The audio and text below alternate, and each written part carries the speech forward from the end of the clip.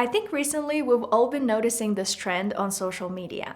Maxing. Hobby maxing, looks maxing, friction maxing, and even fiber maxing, which I do think is probably a good trend because a lot of us need to be eating more fiber. But this word maxing basically means optimizing a certain area of your life. And in today's video, I want to show you guys my own version of it. But we're not going to be talking about looks maxing, like optimizing the way you look. I want to talk about life maxing. And no, it doesn't mean optimizing every single area of your life so that you're always productive and everything is always amazing at 100%. For me, life maxing just means focusing on all the small little things that make your life more comfortable. And before we get into today's video, I want to invite you guys to join my free weekly newsletter called Aligned. There, I talk about nervous system regulation, dopamine, attention, focus, and all the little lessons I'm learning every single week. So if you want to join, the link is in the description. Alright, so let's begin and talk about what life maxing actually is and how I am implementing this trend into my daily life. It's summer right now, and life maxing to me is all about making my ordinary life more fun, adding more joy and peace to the things that we do every single day. It's not about looking a certain way. Like, if you look a certain way, only then can you be successful and amazing, and your life is going to be great. It's also not about squeezing every ounce of productivity out of your day. Because for me, this new trend, life maxing, is actually very similar to this Greek word, eudaimonia. At least what I can tell you now is that I see a lot of similarities. Eudaimonia basically describes a life that feels fulfilling. Not a life where you're constantly entertained with cheap dopamine hits. A life that is truly it feels aligned. It feels aligned with your values, with your goals, with your direction. So technically, yes, it is a life maxing video, but I also think that what we're gonna be doing today is eudaimonia maxing. We can call it that. Alright, so let's get into it and talk about how I like to integrate this trend of life maxing into my life. So the first thing that makes my life more comfortable is leaving my house when I have to go somewhere, when I have to be somewhere, 10 minutes earlier than I think I need to. The core idea behind this small little micro habit is teaching me that I can remove this feeling of constantly being rushed out of my day. Yes, sometimes we're gonna be late somewhere, it's inevitable. But if I know I have an appointment and I know I live in a big city and the traffic here is crazy, I can offer this gift to myself. I can just leave my house 10 minutes earlier. That's it. The payoff I get when I do that is huge because when I know that I'm not late, I usually don't even look at my phone. I don't check the time constantly because I don't know, I feel this peace and I feel very calm and okay, I have time. I don't need to be on my phone all the time. And usually when I'm late somewhere, for some reason, I just always want to be checking the time. I always want to be looking at my phone to see that, okay, I'm definitely going to be late. How many minutes? 5, 10, 15. And the bigger point behind this habit is that most of us already live in this low grade rush all the time. You're cooking and all of a sudden you're noticing that for some reason you're rushing. You're always rushing. You're brushing your teeth, you're doing your skincare, and inside you feel like you're pressed for time, even when there is zero reason to rush. And this little thing that I do helps me opt out of the pattern, at least sometimes. Because I know during the day, there are gonna be a lot of things that might stress me out. My work, things like that.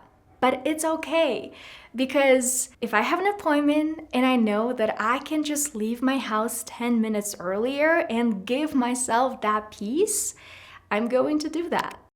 Alright, so the second thing that I like to do to make my life more comfortable and practice life maxing is actually joy max my habits. I'm gonna explain what I mean here. I really want you guys to understand this one important thing. Habits turn into a rut for all of us. It is completely natural. At some point, a habit that started out very exciting is gonna feel boring. It's gonna feel like something you don't want to be doing anymore because it's hard and there's a lot of friction. It's completely natural. That's why online there is a lot of conversation around discipline and willpower and also joy, because the way you fix a rut isn't through discipline, isn't through willpower. It's through adding joy and fun back into your habit through joy maxing. And I truly believe in this approach, not because I like the way it sounds, I like the theory of it. No, this is literally how I live my life and how I create my habits. I experience this feeling of being in a rut all the time with my habits. Is completely normal. Like right now I'm learning Spanish. And do you think learning Spanish always feels exciting, effortless, amazing for me? Absolutely not. Sometimes I feel tired. Sometimes I feel like my Spanish learning routine has turned into a rut. Like it's the same thing over and over again. And so in the past, yes, what I would do was I would push myself. I would tell myself, Veronika, you're lazy. Like, why are you quitting right now? Stop doing it. Just, pull yourself together and go do it. Now, I don't like this approach at all. I like joy maxing instead. So I use a habit tracker, right? And I track 3 habits right now: working out, learning Spanish, and reading. And so recently when I opened my tracker, I realized that I haven't practiced Spanish in terms of like in a classroom, like actually sitting down and learning Spanish in like 3-4 months. And instead of criticizing myself immediately and comparing myself to all the people who can speak Spanish fluently, I just journaled about it, and I asked myself how I could add more fun into it. Like the reason why I wasn't doing it was because it turned into a boring practice for me, and I needed to make it more fun, more exciting. I needed to reduce the friction. And so what I did was, to reduce the friction, I found a teacher who could create like a Spanish learning plan for me, and now I study with her twice a week, and I absolutely love our lessons. That was the only thing I needed to feel the fun of that habit again and start being consistent. That's it. One small, tiny little thing. Because I know that deep down, at the core, this habit is aligned with my values. This habit is aligned with what I want to be doing this year. So it's not a question of whether I should be even keeping this habit in my habit tracker, right? Because I know I should and I know I want to. It's a question of, it just feels like a rut again, and it's natural, and what can I do to bring the joy back in? So the key takeaway here is this. When your habit starts feeling like a rut, and it will eventually, it's completely normal. Please don't panic when that happens. Your goal will not be disciplining yourself through, this like force. I'm just gonna force myself to show up and that's it. Because to be honest, it doesn't really protect the art of showing up. I really like the way this phrase sounds because it has the word art. The art of showing up. Like, how are you going to force yourself into this art of showing up? You can't force yourself. You need to add the joy. A boring habit isn't a sign to push harder. A boring habit is a sign to spice it up. The next habit that makes my life feel more comfortable, that helps me practice life maxing, is having a brain dump planner, like a specific area where I can brain dump all of my ideas, all of the things that I want to do. I think a lot of us already understand the importance of having like a planner, right? Like a place where you can have all of your meetings, all of the things that you need to do today. But what do you do with like some random ideas that pop into your head? For example, oh, I actually need to clean up my fridge, or I need to hang this picture on my wall. In the past, what I would do was I would immediately commit that thing to a specific block in my calendar. Like, okay, I need to clean up my fridge. I need to immediately put it in my Google Calendar, like Saturday, 11 a.m. Like that is when I'm going to do it. I'm gonna time block it. With time, I realized that maybe this approach works for some people, but for me, it doesn't really work because when I have random thoughts like that, I just want to commit them to paper without having the pressure of, okay, you have to do this thing this Saturday at 11 a.m. I want to have a dedicated place where I can just offload every single little thought and all of my mental clutter. And that's it, without the pressure of doing anything else. Because here's the thing, I have my brain dump. And when I feel like it, I open it to check and see that, okay, I need to clean out my fridge and I think I'm gonna be ready to do it next Friday. So that is when I'm gonna do that. You know what I mean here? It's like you're not pressuring yourself into doing that thing now or putting it into your actual calendar right now. You just have your brain dump and when you're ready, you're gonna look at it. But if you're not ready, if you're already overwhelmed with work and like all the responsibilities that you have to do every single day, you know that all of the things are still there waiting for you. Because once everything is on paper, you stop spending so much of your energy trying to hold on to it, like onto every single thought. And of course, later you can always go back and actually slot it into your weekly calendar. But always, always, always, you brain dump first and you schedule it later. Habit number 4 that makes my life more comfortable is protecting my flow states. There's been so much research on flow already. And we know from the researcher Mihai Csikszentmihalyi that we are happiest when we are in flow, not when we're being passively entertained. And unfortunately, this is what so many of us are choosing all the time, just doom scrolling and being on social media and in general, like always having your phone in your hands because we want to be entertained. But the thing is, that makes us overstimulated. And overstimulation makes flow way harder to happen. And I think for me, for the longest time, I would think of flow as something that only artists can experience, or maybe runners, the runner's high. When you're, in the middle of painting a beautiful masterpiece and you are in flow. But now I realize that flow can be experienced in anything that you do, and it's so freaking important for you for feeling happy and fulfilled and satisfied with your goals and your direction in life. Because when you're working on something, for example, I'm recording this YouTube video right now, and for me, my main goal is how do I protect my flow? That is one of the reasons why every single one of my video I record in the same spot. I never move my camera because I know that, setting things up from scratch is going to ruin the flow for me completely because it's going to make me exhausted. I will have to set everything up. I'm going to be super exhausted and irritated. And by the time I hit record, I'm already gonna be over it. So no flow is gonna happen. So that's actually also a good way you can approach, building new habits and just looking at your existing ones. Especially if you feel like you're in a rut, like you're stuck in this feeling of boredom. How can you recreate this feeling of flow? Like what is necessary for you to feel like you're in flow when you're doing something? And a lot of people wrongly assume that we can only experience the feeling of flow when something is super easy. It's super fun and super easy, but that is actually not true. We experience the feeling of flow when we're doing something slightly challenging.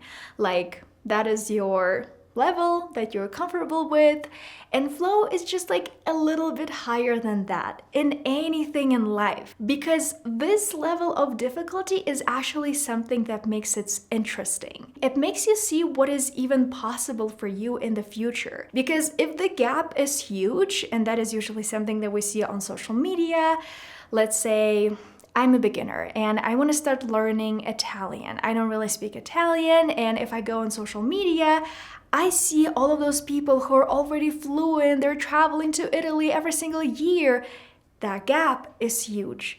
Most likely, it's going to make me feel scared, and so I'm not even going to begin. And so that's why the level of difficulty just has to be like a little bit higher, not too much, so that you don't get too scared, freeze, and don't even start. Habit number 5 that I love to practice that is connected to life maxing is approaching decluttering from the point of view of self-discovery. When I'm decluttering my house, like any space, my phone, I don't think of it as, okay, it's a chore and I just have to do it. It's something that I have to do. I think of it as a journaling session in a way because it helps me learn more things about myself. So when I go through my things, my drawers, my fridge, my pantry, I try to ask myself, okay, I find this thing, I don't know, headphones, right? And let's say I haven't used them in like 6 months. And I ask myself, why? When was the last time I even touched this product? Like, why am I not using it now? What's happening? Is it something that I can donate or maybe gift to someone? Or maybe, just maybe, I can actually start using it right now. This way, I can continue rediscovering new things about myself without being self-critical, without saying, Veronika, you spent so much money on these headphones like last year and you're not even using them right now. What a waste. You're so stupid. No, we're not approaching decluttering this way. Absolutely not. I think it's especially true for objects that represent a certain hobby. Let's say you wanted to learn how to play guitar and then you find your guitar all dusty in the corner of your room. And so a lot of emotions usually surface up. You realize that, okay, you spent a lot of money buying this thing and now you're not even using it. What a waste. And a lot of self-criticism. But instead, I want to turn it into all of those questions, why? Into questions, not negative statements. And yes, a lot of those questions can lead to very good lessons for you for the future. Like, okay, in the future, when I realize that I want to learn like a hobby that is connected to music, maybe I can buy a second-hand guitar, something that's already been used because it's less expensive, because I don't actually know how consistent I'm gonna be with this. Point is, when we're decluttering, it is not a chore. It is a way to find something interesting about yourself, to maybe remember that, oh, I actually have this interesting object that I want to use right now. It's a way to remember what you actually love. It's a way to understand your patterns so much better, your spending habits, the way that you like to practice your hobbies, absolutely everything. It's such a nice practice, but it is not a chore. All right, and the final habit number 6 that helps me practice life maxing is having a specific wind down time. It can be an alarm, it can be anything. If alarms generally work better for you, you can set an alarm. Usually for me, I'm pretty good with like looking at the clock and checking and realizing that, okay, it's 8 p.m., it's 8:30, it is my wind down time. And this is my boundary. The thing is, so many of us have those boundaries in the morning. It's completely natural. We have to go to work or studies, and so we have to set an alarm, or we just know that we have to be awake by a specific time. But evening boundaries are usually so much harder to set because your brain is already tired in the evening. Your brain is already running on decision fatigue. But if you consistently practice this boundary for yourself, that 8 or 8:30 p.m., like in my case, it's my wind down time, meaning I am not gonna be, scrolling my phone. I'm not gonna be trying to watch another episode of the show that I really like because I like to sleep. I like to go to bed at a set time. And I know that I need some time to do my nighttime routine, to go take a shower, to brush my teeth, to do my skincare. All of that requires time. And I want to be in bed, cozy and sleeping at around 10 p.m., 9:30 and 10 because I really like to have a consistent sleeping schedule. it's extremely important for me. And also I want to make it clear that if you don't like going to bed at 10, like your preferred window is at around 2 a.m., let's say, and you feel completely normal, like it works with your schedule, that is also great. Like, I'm not saying that all of us need to be going to bed early and waking up early. The habit that I'm sharing is having a specific wind down time and being very consistent with protecting that boundary, especially on days when you're not hanging out with your friends, right? I'm not talking about all of those exceptions. I'm talking about a regular day when instead of going to bed, you waste a lot of time being on your phone or maybe just watching one more episode and then another episode of a show that you really like. Because I don't know about you, but if I don't get enough sleep, the next day I just don't feel great. Alright guys, so I want to close down this video by sharing this amazing quote that I recently saw. Adulthood is being the child you always were, just now with the awareness that you can actually do the thing you want. And this is such a beautiful phrase and so well said, because when it comes to making your life more comfortable and practicing life maxing, it's so important to do it from the point of view of joy, not from the point of view of constant optimization and making sure that everything is always at 100% and you're always being super duper productive while secretly suffering and like hating the whole journey. I tried living like that. I tried measuring every single, hour of my day against productivity, like asking myself, okay, is this hour super productive and how can I squeeze more productivity out of it? And to be honest, when I lived like that, I lost the fun and I lost the joy in everything I was doing and my everyday habits. And at some point I was like, why am I doing this? Like, I know deep down I like working out. Why am I making myself work out in a way that I don't enjoy? Just because I think this is the most productive way to do it. It doesn't even matter. What matters right now is enjoying my habit, because this way I can be consistent in it. When I was a teenager, I did track and I wanted to maybe like run a marathon or a half marathon when I was a teenager, but I never did. And so now, being an adult, this is actually what I do sometimes. Sometimes I get ready for half marathons, for marathons, and this year, I really hope I'm gonna have a chance to run a half marathon. I wanted to do it first in 2023, and unfortunately, I couldn't because I broke a bone in my foot because I decided to jump off a rock into, it wasn't even like a lake. It was more like a little body of water. I don't even know how to call that, but I jumped off that thing and I broke a bone in my foot. And so obviously I couldn't run my half marathon even though I was training really hard for it. And so this year I want to prepare again because I genuinely love preparing for some kind of running events. It gives me so much joy. But obviously I'm a human being, and so sometimes even with a habit like that, I might experience being stuck in a rut. And so instead of pressuring myself and pushing myself and disciplining myself, I ask, how can I add more joy? How can I still be this child I always were, but add the element of consistency into it? Because I truly believe that protecting this feeling of flow and joy maxing are so much more valuable and so much more important than relying on pure discipline alone. Alright guys, I think it's going to be it for today's video. If you liked it, please don't forget to give it a thumbs up and subscribe to my YouTube channel. If you want to continue watching something, I highly recommend this video right here. So I'll see you there, or I'll see you in my next video. Bye! Ciao!